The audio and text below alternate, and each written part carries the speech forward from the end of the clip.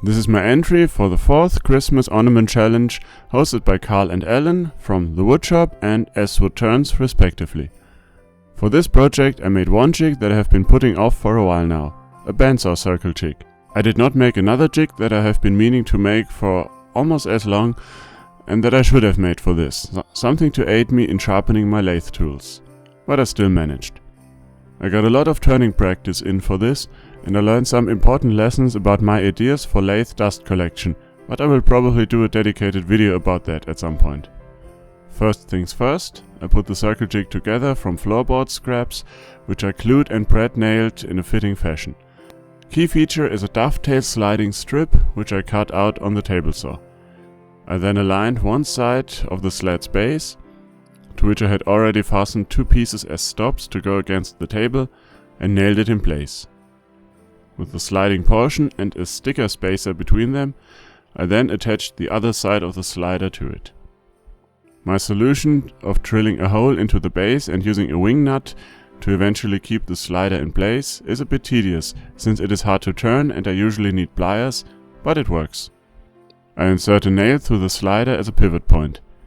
Now I can take the chunks of wood that have been chosen to be sacrificed to my lathe experience building, find rough center, drill a nail-sized hole, and place them on the jig. Since neither the pieces nor my center hole are in perfect shape, I test all 4 sides with the slider and pick the shortest radius in order to get a consistent fit. I lock the slider in place, and now by simply turning the piece it will come out a circle. Eventually. Turns out that the tension on my saw's belt was less than it would have enjoyed, and I only enjoyed cutting when things got tense again. Did I mention that I'm using walnut and what I believe to be basswood for this?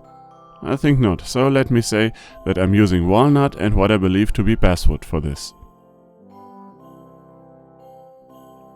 The process is the same for every piece, more or less. Put it between centers. After truing it up a bit, turn a tenon for the chuck. In the chuck, turn it down to the desired squashed bell shape.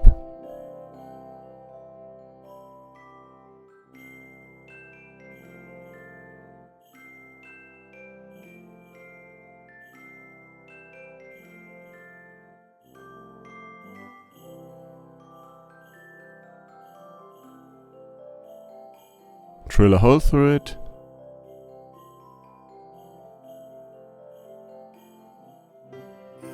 Sand. I did use my lathe sander based on Mario's design, but apparently my bearing is not the best for the job since it does not turn as easily. I might need to fix that someday.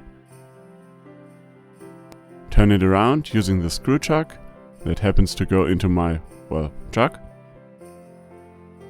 Turn the underside reasonably flat and then concave. Sand more.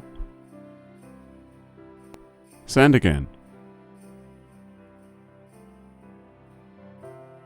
I do love the result though. This shifting grain, I have no better name for it except maybe Shifty the grain. Anyway, this is what I intended, stacking all those pieces. The problem is that I should have checked my design before sanding. Looking back, I would have changed some things, especially making the concave parts more concave to have more room for the special ingredient that I have planned. But I am not looking back, am I? I am narrating this for your enjoyment, and as such I can just change the rules and go back. I put the pieces back on the screw chuck. Never knew it could come in that handy. And do more hollowing. Cue more sped up lathe work.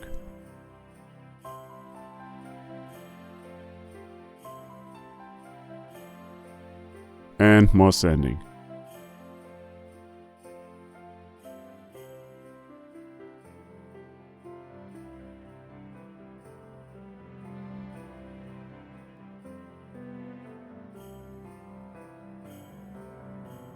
For some reason, I need 3 holes in every piece and on every side. And to line them up, I use a washer. I mark 3 spots on both sides and then mark one side so I can flip it over and eliminate any misalignment caused by not having placed the holes right. I use a punch to mark them and the drill press to drill them, each half a centimeter or 1/5 of an inch deep. Yes, that is a thing now. You probably already saw the springs. Pure coincidence. But now I am placing one in each hole. And after testing the concept, I epoxy them in place. Here we go, and to my personal surprise, it actually turned out as I had expected. The whole thing with the springs, it worked, it just worked. Flabbergasted or dumbfounded is probably a right description for that. Anyway, there's an added bonus to it and I hope you can hear it.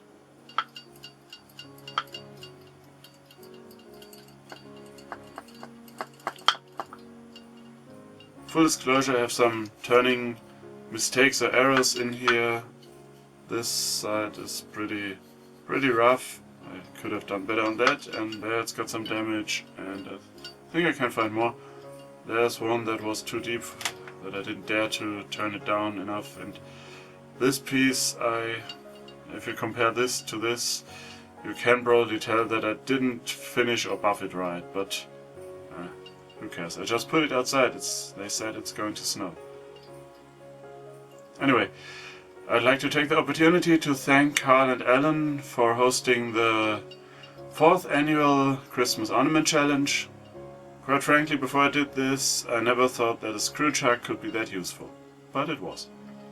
So, thanks to those two for hosting it, thanks to the sponsors for making it, well, a little more of a sweet deal. Good luck to everyone else who enters, and you still got till November 30th, and knowing how I edit stuff, it's probably not that far off anymore.